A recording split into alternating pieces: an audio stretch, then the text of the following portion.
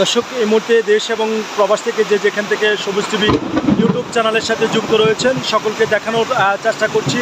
আমি এখন যেখানে দাঁড়িয়ে আছি প্রিয় দর্শক, এটি হচ্ছে নোয়াখালী সদর উপজেলার মান্নাননগর বাজার। প্রিয় দর্শক, এই মান্নাননগর বাজার রাত 1টা থেকে প্রচণ্ড বৃষ্টি শুরু হয়েছে, এখন পর্যন্ত কিন্তু বৃষ্টি থামছেন না। প্রিয় দর্শক, রাত বাড়ার সাথে সাথে কিন্তু বৃষ্টিও বেড়ে গিয়েছে, যেমন আকাশে বিজলি, আকাশে যেমন খাঁজিলিক মারছেন, এবং তার পাশাপাশি প্রিয় দর্শক আমি যদি জানিয়ে রাখি যে প্রিয় দর্শক আকাশে বজ্রপাত হচ্ছেন। আপনারা জানেন যে বাংলাদেশের প্রত্যেকটি জেলাতে এই আজকে কয়েক বছর পর্যন্ত বজ্রপাতে অনেক মানুষ কিন্তু নিহত হয়েছেন। প্রিয় দর্শক, এই মুহূর্তে দূরপাল্লার যারা মালবাহী পরিবহন চালাচ্ছেন এবং যাত্রীবাহী পরিবহন চালাচ্ছেন এবং ব্যাটারি চালিত অটোরিকশা চালাচ্ছেন এবং গ্যাস চালিত সিএনজি চালাচ্ছেন, প্রিয় দর্শক তাদেরকে